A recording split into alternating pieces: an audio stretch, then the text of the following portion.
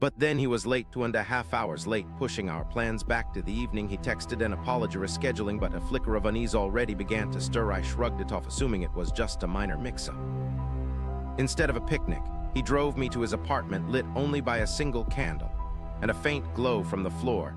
He lived alone in the multi-bedroom place, an odd detail that made my skin prickle. A strange, heavy silence filled the air. Mark seemed uneasy himself, fidgeting and avoiding my gaze as we talked. Suddenly he changed.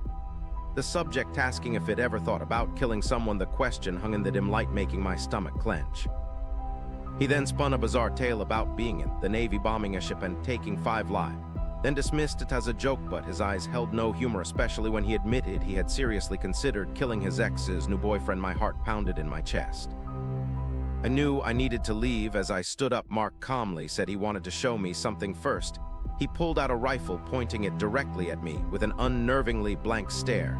He claimed it was for hunting, but he couldn't even imagine killing an animal.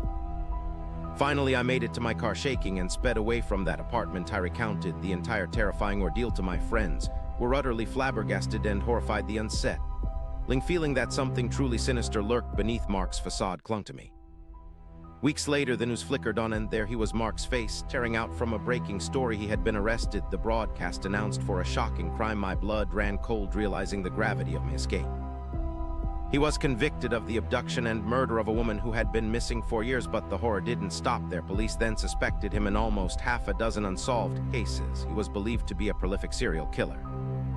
The memory of that rifle, his blank stare, and the chilling questions he asked haunted me.